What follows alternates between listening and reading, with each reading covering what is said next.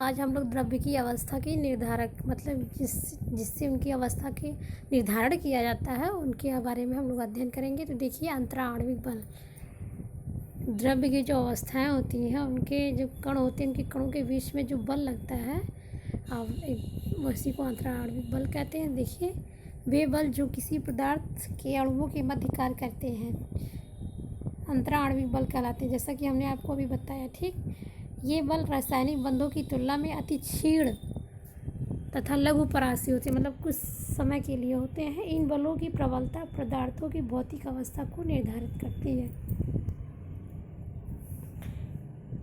तथा प्रबलता बढ़ने के साथ पदार्थ की गैसों में द्रव तथा द्रव से ठोस अवस्था प्राप्त करने की प्रवृत्ति बढ़ती जाती है। इन बलों को सामूहिक रूप से वंडर वॉल्स आकर्षण बल कहते हैं। और फिर अगला नंबर देखिए हेडिंग ऊष्मीय ऊर्जा, इसको अंग्रेजी में थर्मल एनर्जी कहते हैं। तो किसी अणु की चाल उसके ताप पर निर्भर करती है। ताप बढ़ने के साथ कण की गतिज ऊर्जा बढ़ती जाती है। किसी द्रव्य द्वारा प्राप्त की गई भौतिक अवस्था अंतराणुक बलों तथा ऊष्मीय ऊर्जा का परिणाम होती है। अंतराणुक बलों के प्रबल होने पर द्रव्य गैसीय अवस्था से ठोस अवस्था प्राप्त करने की प्रवृत्ति रखता है, जबकि ऊष्मीय ऊर्जा बढ़ने पर ठोस अवस्था से गैस अवस्था प्राप्त करने की प्रवृत्ति बढ़ती है। जब अंतराणु बल प्रबल होंगे तो द्रव्य गैसीय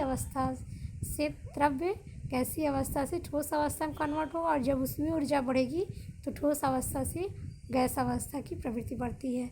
फिर अगला देखिए हेडिंग प्रावस्था परिवर्तन।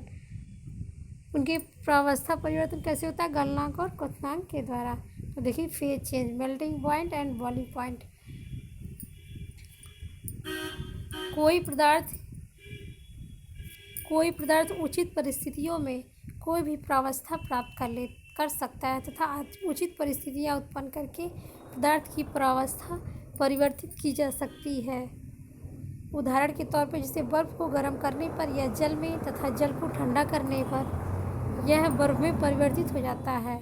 ठोस, द्रव तथा गैस प्रावस्थाओं का अंतरा परिवर्तन निम्न प्रकार प्रदर्शित किया जा सकता है, जैसा कि देखिए हमने आरेख के माध्यम से यहाँ पे दिखाया है कि ठोस, द्रव और गैस का। देखिए ठोस का जब गलन करते हैं तो वह द्रव अवस्था में जाती है, फिर द्रव से जब हम हिमीकरण करते हैं तो वह ठोस अवस्था में पहुँचती है, और द्रव से गैस अवस्था में करने के लिए उसका हम क्या करते हैं? वाष्पीकरण करते हैं।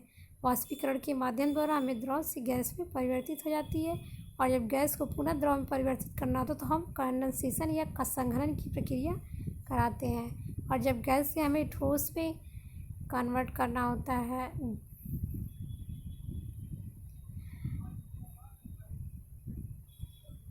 तो हम निक्षेपण की क्रिया कराते हैं। गैस से जब हमें ठोस में परिवर्तित करना होता है तो निक्षेपण की प्रक्रिया कराते हैं, और जब ठोस से सीधे गैस से परिवर्तित करना होता है तो हम ऊर्ध्वपातन कहते हैं। अगर इसकी एग्जाम्पल लें तो यहाँ पे कपूर का एग्जाम्पल होगा। कपूर क्या करता है? सीधे ठोस अवस्था से गैस अवस्था में कन्वर्ट हो जाता है जब उसको जलाते हैं।